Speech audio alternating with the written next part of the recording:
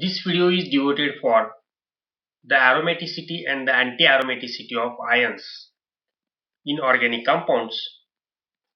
Let's say we have the first compound, that is cyclopentadienyl cation. Let me write the name of this compound. This is cyclopentadienyl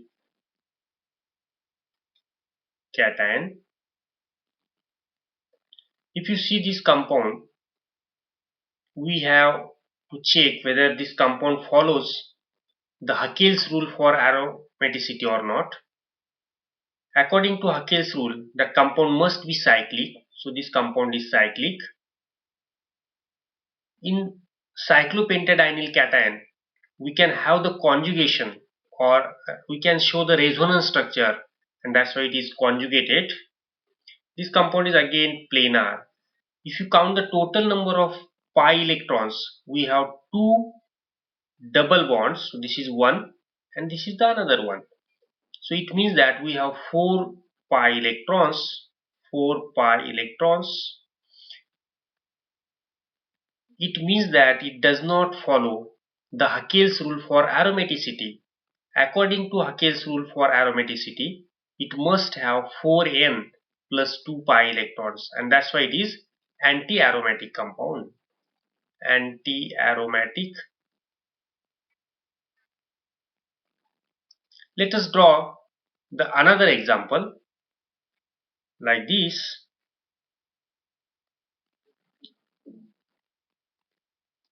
So in this compound, this is again 5-membered cyclic compound with one negative charge, that is lone pair of electron. The name of this compound is cyclopentadienyl anion. Cyclopentadienyl anion.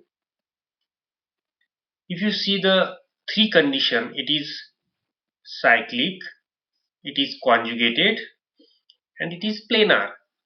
Now if you count the total number of pi electrons, so we have 2 pi bonds and one negative charge. It means that we have one lone pair of electrons. And when we write the resonance structure of this compound, so one can donate the lone pair of electron like this, and the negative charge will shift from this carbon atom to that carbon atom, and one can write the resonance structure like this.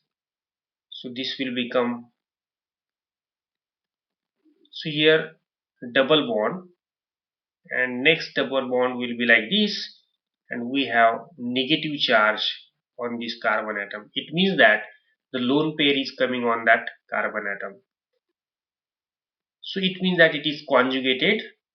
If you now find out the total number of pi electrons, we have 2 pi bonds plus 2 electrons which is present in this particular carbon atoms. So it means that we have 6 pi electrons, and according to Haeckel's rule, this compound is aromatic. As this compound fulfill all these three conditions plus Haeckel's rule for aromaticity, that is 4n plus 2 pi electrons, and that's why it is aromatic. Let us draw the another ion. The structure of ion is like this.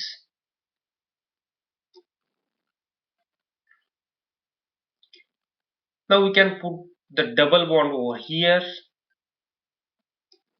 like this, and here we will put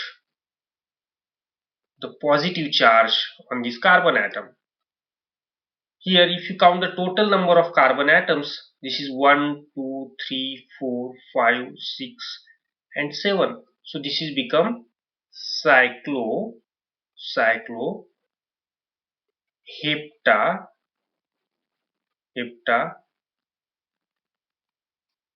trinyl cation.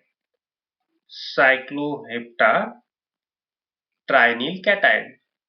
If you see the Haeckel's rule for the aromaticity as well as these three steps, that is whether this compound is cyclic, conjugated or planar. So if you see, this is cyclic, this is conjugated, and this compound is again planar. If you count the total number of pi electrons, we have 3 pi bonds. So this is 1, 2 and 3. So it means that we have 6 pi electrons in this compound, and according to Haeckel's rule it follows 4n plus 2 pi electron, where n is 1. It means that this compound is aromatic. This compound is aromatic compound. Let us draw one more anion. The structure of anion will be like this. So we can draw the structure like that. We have double bonds on the same place, but the only difference is we have negative charge on this carbon atom. So name of this compound will become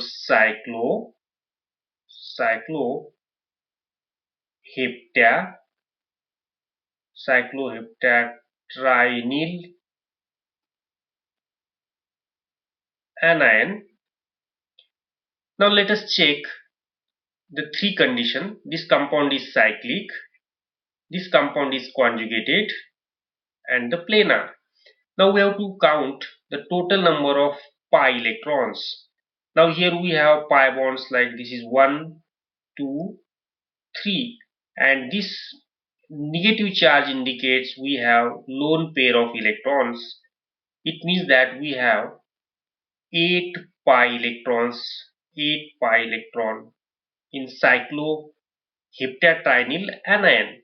And according to Haeckel's rule, it does not follow the 4n plus 2 pi electrons. It follows only 4n pi electron system, and that's why it is anti-aromatic